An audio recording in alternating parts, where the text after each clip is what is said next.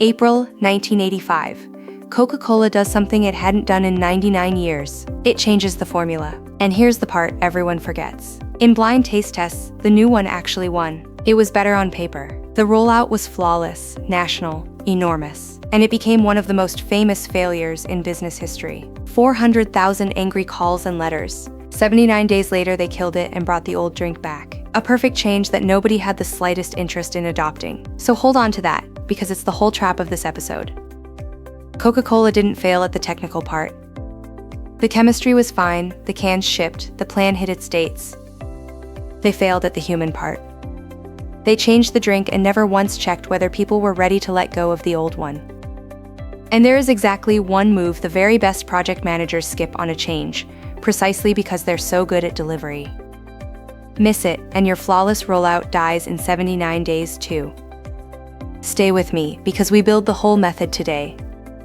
Grace here, and let's name the reframe cleanly because the entire task is built on it. Your project delivers a change, a new system, a new process, a reorganization, a new tool. The deliverable is the easy half. You can build the perfect thing, ship it on time, hit every number, and still fail completely because the people who were supposed to use it went right back to the old spreadsheet the day after you walked away. On this exam, a project isn't done when the thing is built. It's done when people have actually adopted it, and it's delivering the value it promised. Installed is not adopted. Built is not used. And picture the smartest gadget you ever saw that nobody wears. A company builds a tiny computer you wear on your face. Technically brilliant, years ahead of everyone. And people just would not adopt it. It felt strange to wear. It made the people around you uneasy. And no amount of engineering fixed that. Because the problem was never the engineering. It was social, it was cultural, it was human. A gorgeous answer to a change nobody had been prepared to accept. That's the pattern, and it repeats everywhere. The failure almost never lives in the technology. It lives in whether the humans were ready, and whether anyone did the work to get them there. Leo here, and I'll be honest, my gut fights this one. If the new way is genuinely better, people should just use it. Why do I have to coddle a whole team into a change that actually helps them? Because better on paper and better to a human are two different things, and the exam knows it. People don't resist change because they're irrational. They resist it because change costs them something real. Competence, they were good at the old way and they're a rookie at the new one. Control, someone moved their world without asking. Comfort, the old way worked fine, thanks. So PMI hands you task 7 of the business environment domain, support organizational change, and it names exactly 2 jobs. Assess the organizational culture and evaluate the impact of the change on the people, then determine what to actually do about it. Grace, what does assessing a culture even look like on a normal Tuesday? It's intelligence work, honestly, not a feeling session. You're asking how this group has handled change before. Did the last big rollout go well, or leave scars? Who do people actually trust when leadership says jump? Where's the real power, not the org chart power? That tells you where your change will snag before it snags. A team that got burned by the last reorganization will meet your shiny new system with folded arms.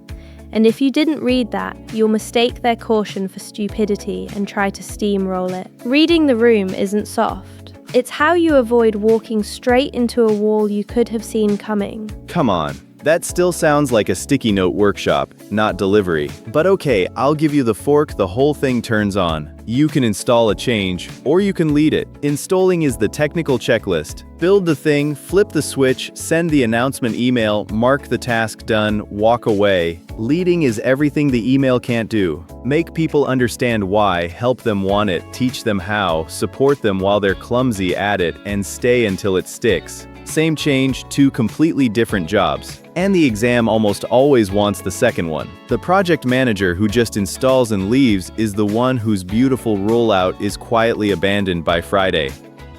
And notice what that fork does to resistance. When you're just installing, resistance is an obstacle, an annoyance, people being difficult on purpose. When you're leading, resistance is data. It's people telling you exactly where the change hurts, where they don't understand it, where they don't believe it, where they can't do it yet. The complaint is a map. Crush it and you go blind. Read it and it shows you precisely where the real work is. One genuinely useful thing before we go deeper. Over at certs.professorerica.com, there are free practice questions and free flashcards, no sign up, and the change management set is full of exactly these traps, the ones where the technically right move is the exam wrong one. Run them right after this while it's fresh. Because reading about the trap and beating it under time pressure are two different skills. So this is task 7 of the business environment domain, and that domain is now 26% of your exam. More than a quarter. Support organizational change sits right in the fresh, high-value zone people understudy. Now sit with this before we bring in the models. You roll out a new system your team genuinely needed. It works. 2 weeks later, you find half of them quietly back on the old spreadsheet. Your instinct is to send a firm reminder that the new system is now mandatory. Is that going to fix it? Because it's about to be the wrong answer. Real quick, because this next part matters to you. If any of this is helping, tap that like button, then hit subscribe and ring the bell so the next one finds you. Both are free and take about a second, but they tell the algorithm to show this to one more person who needs it.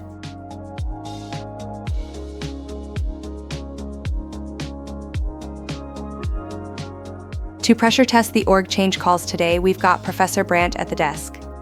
He's here to help us stress every answer and find where the clean-sounding move is actually the wrong one. Professor Brandt, welcome. Glad to be here, Professor Erica. I'll happily lean on anything that sounds a little too tidy. So the whole first scene said lead the change, don't just install it. The obvious question is how. And the good news is you don't have to invent it. There are proven models, and the exam expects you to recognize them. Let's put the 3 big ones on the desk. Grace, start us at the foundation. The foundation is Kurt Lewin, 1947, and it's 3 words you should never forget. Unfreeze, change, refreeze. Unfreeze is the part everyone skips. Before you change anything, you loosen the old way. You build the case for why the current state can't continue. You create a little healthy urgency. You get people willing to let go. Then comes change, the actual transition. And this is a messy middle where people are learning and clumsy and need support. Not a single flip of a switch. And then refreeze, where you lock the new way in so it becomes the normal, the default, just how we do things now. Skip unfreeze, and people never let go of the old way. Skip refreeze, and they slide right back to it. Think of it like water. You can't reshape an ice cube by pushing on it. You melt it first. That's unfreeze. You pour it into the new shape. That's change. Then you freeze it again so it holds. That's refreeze. Most failed change grabs a frozen cube and just shoves. And Lewin is the skeleton the later models put muscle on. John Kotter, 1996, breaks that middle open into 8 steps, and you don't need to memorize all 8 in order for the exam, but you should feel the shape. He starts where Lewin starts, create a sense of urgency, because nobody changes for a problem they don't feel. Then build a guiding coalition, a group of respected people pushing together because one leader pushing alone gets ignored. Form a clear vision, enlist a volunteer army to spread it, remove the barriers in people's way, generate short-term wins so people see it working, sustain the momentum, and finally anchor the change in the culture so it doesn't unravel. Notice the bookends. He opens with urgency and closes by making it stick. Same story. And the third one is the one I tattoo on a project manager because it's the most practical. ADKAR, from Proshi, Jeff Hyatt. The other 2 describe the change at the organization level. ADKAR describes it at the level of one single human being, because that's where change actually happens, one person at a time. 5 blocks, in order. Awareness of why the change is needed. Desire to actually take part in it. Knowledge of how to change. Ability to really do it, not just know it. And reinforcement to keep doing it so it sticks. Awareness, desire, knowledge, ability, reinforcement. And here's why ADKAR is the practical one. It's a diagnosis. When a change stalls, it's almost never everything failing at once. It's a gap at one specific block, and the block tells you the fix. If people don't get why, that's an awareness gap, and more training won't help. You need to communicate the why. If they get it but won't budge, that's desire.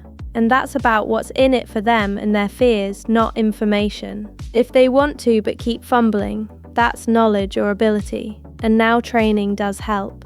And if they were doing great and drifted back, that's reinforcement. You can't fix an awareness gap with an ability solution. Name the block and you stop throwing the wrong medicine at the problem. Grace, before we drown in models, can I read the actual outline? I want PMI's exact words, not our paraphrase. Please, let's put the real outline on the desk, because for task 7 the wording is unusually blunt. 2 lines, and that's the whole task. Assess organizational culture. Evaluate the impact of organizational change on the project and determine required actions. Read the room. Weigh what the change does to the humans, then do something about it. Which brings me to the move I actually believe in. I'm the project manager, I have authority. When people drag their feet, I don't run a 5-step model, I mandate it. New way is required, effective Monday, done. All this buy-in ceremony is soft overhead. Let me stop you there, Professor Brandt, because that's the most tempting wrong answer here. Here's the crack in it.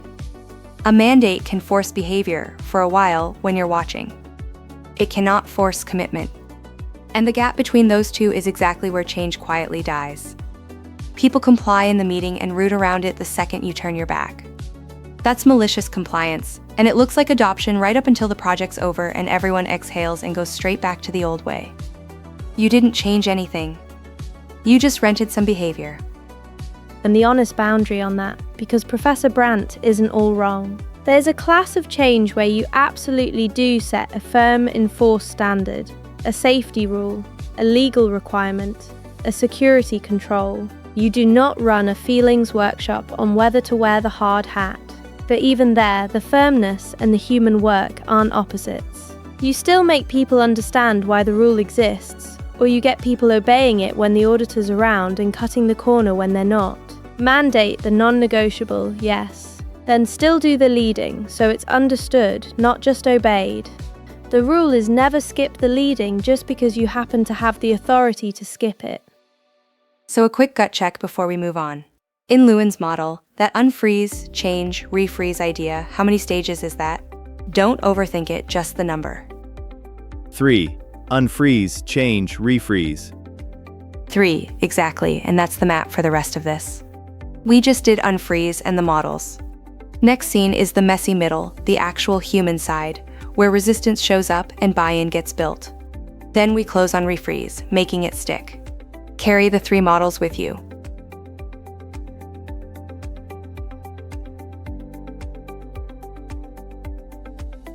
So we're in the messy middle now, Lewin's change stage, and this is where projects actually live or die on the people side.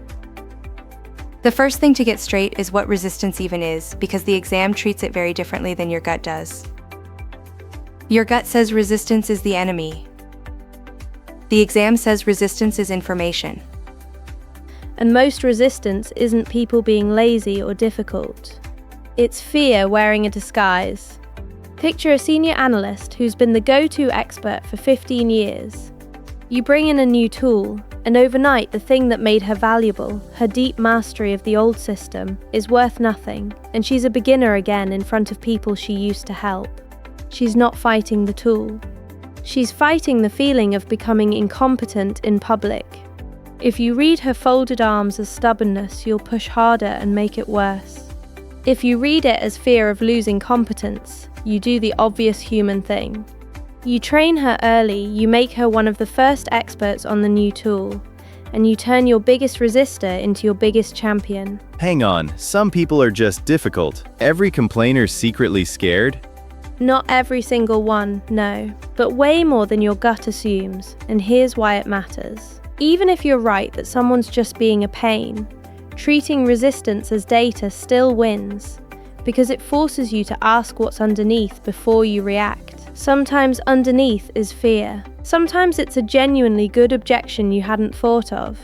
The person on the floor who knows the new process breaks in a case you never saw. If you'd crushed that as resistance, you'd have shipped the floor. Listening first costs you almost nothing and catches both the fear and the real problem. Steamrolling costs you the champion and the warning.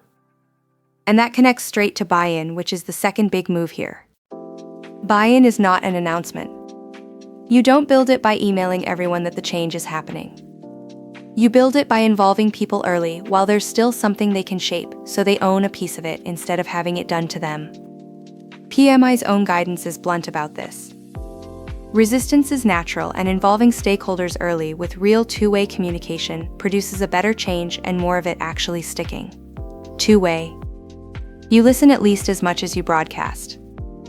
And the smartest way to build it is to stop trying to convince everyone at once. You find the respected early adopters, the people others actually watch, and you win them first. When the person the team trusts starts using the new way and says out loud that it's better, that does more than 100 emails from leadership, that's Kotter's guiding coalition and volunteer army in plain clothes. Change spreads person to person, along lines of trust, not down the org chart. And when an organization won't do that human work, the story can get brutal. Look at Kodak.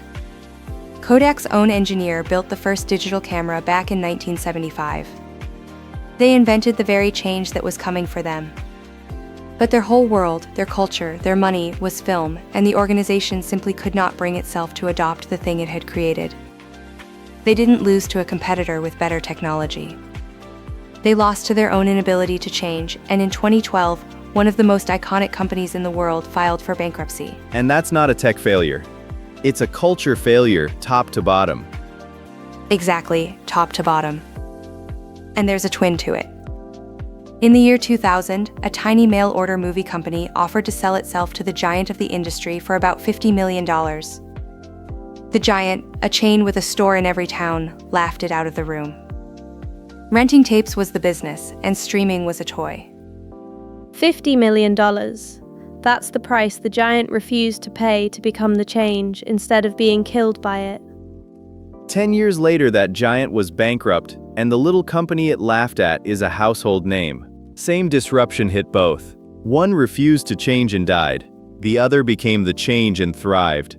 And the difference wasn't smarter engineers. It was the willingness to lead a hard change through their own people instead of clinging to the comfortable old way. And notice this is not about steamrolling people into change either. Kodak's problem wasn't too little mandate, it was a whole culture that couldn't let go. The answer isn't force. It's the harder, slower work of unfreezing an organization that's comfortable, and that's leadership, not decree. And on the exam, this whole reflex has a name on our decision filter, step 4, lead as a servant. When you see 4 answer options and one is issue a mandate or force compliance, and another is understand the resistance, involve the people and lead them through it, the servant leader move is almost always the one they want. You clear the path, you don't crack the whip. So how do you take a change that people have finally started to adopt and make sure it actually sticks, instead of melting the moment you leave? That's the last piece. Let's go find out.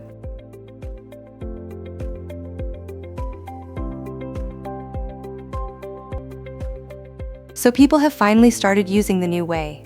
Professor Brandt is back, because this last stage is where more change dies than anywhere else, quietly, months after everyone declared victory. And 2 exam drills to close. Professor Brandt. Happy to. And this is the stage experienced project managers skip the most, because the deliverables live, the project's officially done, so they leave. And that's exactly when the change starts to melt. So start with the principle. This is Lewin's refreeze, and it's the R in ADKAR, reinforcement, and it's Kotter's last steps, anchor it in the culture. Every serious model ends the same way because they all learned the same painful lesson. A change that isn't reinforced slides back. Human beings under pressure revert to the old habit, the one their hands already know. So the work isn't done when people can use the new way. It's done when going back to the old way is harder than staying with the new one. And reinforcement is concrete, not a vibe. You bake the new way into the things people are actually measured and paid on, so the new behavior is the one that gets rewarded. You update the metrics and the dashboards to track the new process, not the old one. You retire the old system, or at least make it genuinely inconvenient, so the path of least resistance now runs through the new way instead of around it. If the old spreadsheet still sits right there on everyone's desktop, working fine, a good chunk of your team will drift back to it the first busy week. Refreezing is partly making the old way quietly disappear. And don't underrate the short wins along the way. Kotter's short-term wins aren't a nice-to-have, they're fuel. When the first team using the new process hits a visible, undeniable result, that's the story that flips the fence-sitters. People believe evidence they can see far more than a promise from leadership. So you engineer an early, real win, and then you make sure everyone hears about it. And you can watch adoption climb when you do this right. It's not a light switch, it's a curve. A small group early, then the trusted adopters pull the middle across, and then it plateaus high and holds, because you reinforced it. That plateau, that holding, is refreeze made visible. So let me push the reinforcement idea to its tempting extreme, because this is where people overcorrect. If reinforcement is what makes it stick, then the answer is relentless positivity. Over-communicate, celebrate every tiny win non-stop. Keep the energy sky high, flood the team with encouragement until the new way just feels good. Reinforcement is basically cheerleading, right? More pom-poms, more adoption. That's the overcorrection, and it backfires. Reinforcement is real, every model insists on it, but it is not performative cheerleading. If you throw a pep rally over a change that still doesn't work, that people are still struggling with, you don't build belief, you build cynicism faster than silence would. The eye roll when the 5th celebration email lands over a broken tool is the sound of your change dying. So real reinforcement is embedding, not applause. Fix the things that are actually broken so the new way genuinely works. Bake it into the metrics and incentives. Remove the last barriers. Recognize the wins that are true, honestly, and stay quiet about the ones that aren't yet. Celebrate real adoption. Don't manufacture the feeling of it. Make the new way the path of least resistance. And you barely have to cheer at all, because it just becomes how we work. And here's the price of getting refreeze wrong, because it's rarely dramatic. A company buys a new system. They build it $180,000. They run a single training day $60,000 more. The rollout's rocky and productivity dips while everyone fumbles, call it $95,000. And because nobody reinforced it, adoption collapses, and 6 months later they have to revert and relaunch the whole thing properly, another $120,000. The change that was technically delivered on day one actually cost $455,000 because it was installed and never led. And that's more than leading it right would have cost, every single time. Every single time, and that's the whole business case for change management in one receipt. All right, let's drill it exam style. First scenario. You roll out a new project tracking tool. It works, but 3 weeks in, adoption is low and people keep slipping back to their old spreadsheets. What's your best next action? Find out why, don't crack down. This is a diagnosis, not a discipline problem. Talk to the people slipping back and figure out which ADKAR block is the gap. If they don't understand why, communicate the why. If they can't use it well, that's a training and support gap, so coach them. If it's just easier to use the old sheet, remove that path and reinforce the new one. What you do not do is send the mandatory effective immediately email, because that treats a why or ability gap as a compliance gap and makes the resistance worse. Harder one, your project delivered a reorganization months ago. It went live, everyone signed off, you moved on. Now you hear the teams have quietly drifted back to the old reporting lines. What does that tell you, and what failed? Reinforcement failed. That's a refreeze failure, textbook. The change was installed and even adopted for a while, but nobody embedded it, so under pressure people reverted to the habit they knew. The fix is to go back and reinforce, update the metrics and the systems and the incentives so the new structure is the one that's actually rewarded and the old one no longer works, and this time stay until it holds. And notice the trap answer. Declare the project a failure and rerun the whole reorg. You don't need a new change. You need to finish the last stage of the one you already did. Professor Brandt, that is the clearest anyone has drawn the line between installed and adopted. Before you go, leave us the single line to walk out the door with. Glad to help. Hold this and you'll never miss one of these. A project doesn't end when you build the change, it ends when people have adopted it. So on every change question, your first move is assess the culture and lead the people through it. Never just install it and leave. And that's Business Environment Task 7 done. Next in this block is reading the outside world, the external business environment, spotting the regulations and market and technology shifts coming at your project from outside. This domain is a quarter of your exam and the least crowded corner of everyone's prep, so give it the hours. But hold today's 2 ideas first. On the exam, a change is never done when the thing is built, it's done when people have actually adopted it. And your first move on any change question is to assess the culture and lead the people through it, with a model behind you, not to install it and walk away.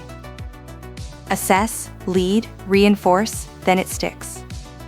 And nobody's born knowing that instinct, honestly. Everyone's first reflex is to build the thing and assume good work sells itself. Retraining that into lead the people is the whole skill. And it's the one that quietly saves projects that were technically perfect and still failed. If this finally made organizational change click instead of feeling like soft skills, subscribe. It genuinely helps us keep making these. And the free practice questions and flashcards are waiting at certs.professorerica.com. The business environment set is exactly where the fresh, high-value points are hiding on the new exam. Before you close the tab, one honest question. Think of a change at your work that was delivered perfectly and still failed. Everyone went back to the old way. Which piece was missing, the why, the training, or the reinforcement? Tell us in the comments. Assess the culture, lead the people, reinforce until it sticks, and the change actually holds instead of melting the day you leave. Catch you in the next one.